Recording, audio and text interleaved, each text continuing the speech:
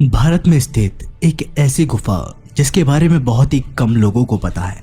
जी हाँ, मैं बात कर रहा हूँ रामायण काल की बाली की गुफा के बारे में। वैज्ञानिक बाली की गुफा में घुसे तो अंदर जो नज़ारा देखा उनके भी होश उड़ गए। ऋषिमुख पर्वत पर स्थित सुग्रीव की गुफा के बारे में तो हर कोई जानता है, परंतु बाली की गुफा के बारे में हर कोई अनजान है, जो अपने अंदर ही कई राज समेटे हुए हैं।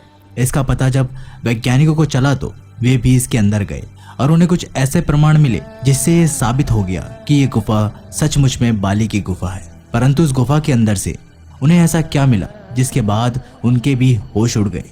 नमस्कार दोस्तों, आप देख रहे हैं भक्ति शास्त्र। एक बार सच्चे दिल से कमेंट बॉक्स में जरूर लिखिएगा हर हर महादेव। वानर राज बाली का शासन किष्किंधा नगरी में हुआ करता था। वो इतना बलशाली था कि उसने रावण को भी पराजित कर रखा था। परंतु ऐसा क्या हुआ कि उसने अपने भाई से ही दुश्मनी हो गई, जिसके पीछे का कारण था वो गुफा, जिसे आज हम बाली की गुफा के नाम से जानते हैं। एक बार की बात है जब मायावी नाम के राक्षस ने बाली को युद्ध के लिए ललकारा। बाली उसके पीछे भागा और वो राक्षस भागते भागते एक गुफा के अंदर जा पहुंचा। बाली ने उस गुफा के द्वार पर सुग्रीव को खड़ा किया और उस राक्षस का वध करने के लिए उस गुफा के अंदर चला गया। तकरीबन 1 साल बीत चुका था और बाली इस गुफा के अंदर से नहीं लौटा था। सुग्रीव को बहुत चिंता सता रही थी, परंतु उसने देखा कि गुफा के अंदर से तो खून बाहर आ रहा है। उसे लगा कि बाली की युद्ध में मृत्यु हो गई है, इसलिए उसने एक बहुत बड़ा पत्थर लिया और उस गुफा के मुख पर लगा दिया। परंतु वो सच से अनजान था। दरअसल वो गुफा इतनी लंबी थी कि उस राक्षस को ढूंढने में बाली को 1 साल लग गया और 1 साल बाद उसने उस मायावी राक्षस का वध कर दिया। परंतु जब वो उस गुफा के द्वार पर पहुंचा तो एक बहुत बड़ा पत्थर देखकर उसे भी हैरानी हुई। उसने मन ही मन सोचा कि शायद सुग्रीव मेरा शासन हड़पना चाहता है। उसने जैसे तैसे वो पत्थर हटाया और वापस अपनी नगरी में पहुंचकर सुग्रीव को धक्का मारकर अपनी नगरी से बाहर निकाल दिया। जिसके बाद सुग्रीव अन्य वानरों के साथ ऋषिमुख पर्वत पर रहने लगे।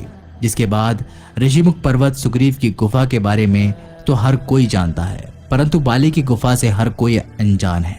आज के समय में बाली की वही गुफा तुंगभद्रा नदी के किनारे वाले कर्नाटक के हम्पी शहर के आसपासी इलाके में है।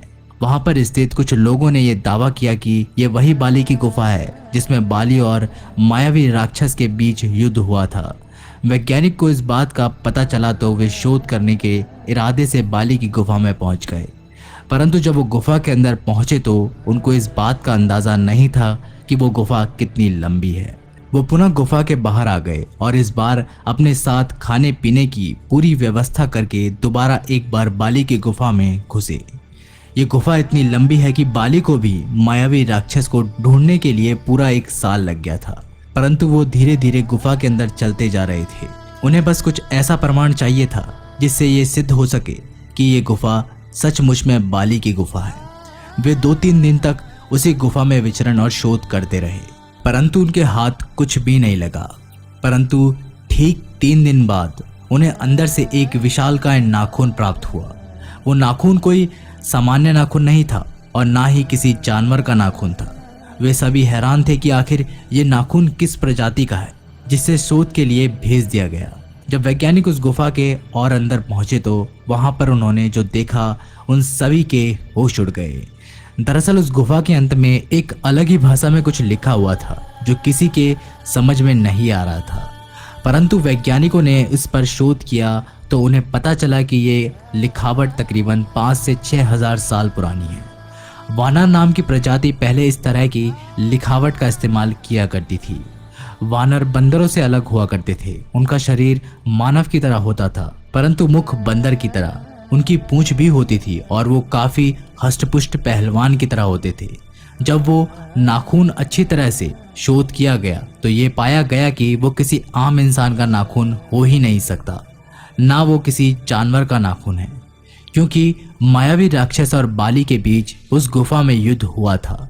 तो ये प्रमाण दिए गए कि ये जरूर उस मायावी राक्षस का ही नाखून है, जिसके बाद वैज्ञानिकों ने भी इस बात पर मोहर लगा दी कि ये गुफा सचमुच में बाली की गुफा है, जो आज के समय में तुंगभद्रा नदी वाले कर्नाटक के हम्पी शहर के जंगली इलाकों में मौजूद है। इस घटना को लेकर आपके क्या विचार हैं, हमें कमेंट करके जरूर बताइएगा। अगर वीडियो पसंद आए तो लाइक, शेयर और चैनल को सब्सक्राइब करके बेल आइकन को प्रेस करना मत भूलिएगा।